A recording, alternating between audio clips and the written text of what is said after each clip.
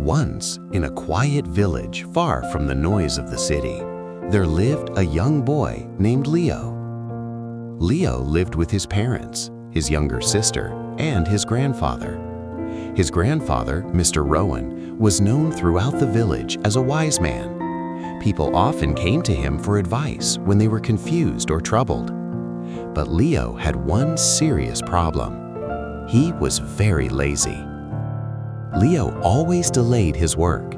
If something needed to be done today, he would say, "I'll do it tomorrow." Tomorrow would come and he would push it again. Slowly, unfinished work piled up, and after that came regret. At school, the same thing happened. While his classmates moved forward, Leo fell further behind. No matter how much his father scolded him, nothing changed.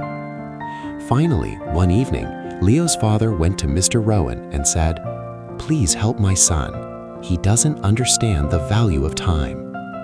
The old man listened quietly. He didn't answer immediately. He thought deeply.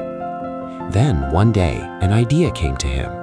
He called Leo and placed a small, dark stone into his hand. "Leo," he said calmly, "this is not an ordinary stone. It has a special power. If you rub it against iron, the iron will turn into gold." Leo's eyes widened. "I'm giving it to you for one day only," the old man continued. "Tomorrow evening I will return and take the stone back. You can make as much gold as you want, but only until tomorrow evening."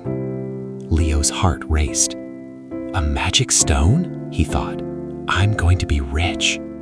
Then he smiled confidently and said to himself, "I have plenty of time." He wondered where he could find iron. "I'll go to the market tomorrow morning," he decided. That night, Leo ate dinner happily and went to bed early, dreaming of gold and riches. The next morning, he woke up and stretched. "There's still a lot of time," he said lazily. "Let me eat breakfast first." After breakfast, he felt sleepy. "I'll rest for a few minutes," he told himself. Those few minutes turned into hours. When Leo finally opened his eyes, the sun was already low in the sky. Panic filled his chest. He jumped up and ran toward the door.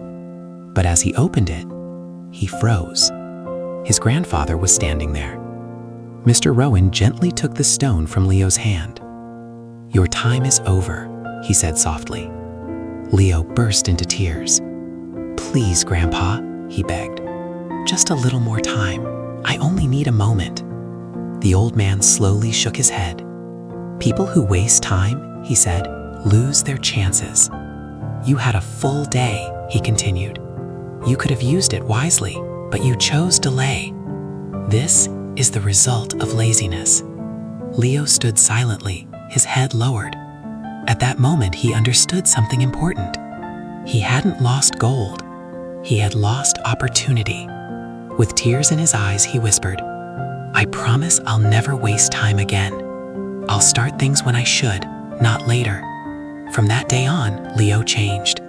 He began finishing his work on time. He stopped saying tomorrow. Slowly, his life began to move forward. This story teaches us a powerful lesson. Leo had more than 24 hours, yet a task that needed only 30 minutes was never done because he kept saying, "I'll do it later." And later never came. That's how real life works. We say, "I'll start tomorrow. Let me rest first." But time keeps moving. If you want to do something, start now. Time doesn't wait. If you don't respect time, time won't reward you. So give yourself deadlines. Not pressure, just direction. And when something feels too big, too difficult to begin, tell yourself quietly, "I'll do this for just 2 minutes." That small beginning can change everything. If this story helped you, please like and share it. Subscribe to the channel for more inspiring stories. I'll see you in the next one. Until then, respect your time, stay patient, and keep moving forward.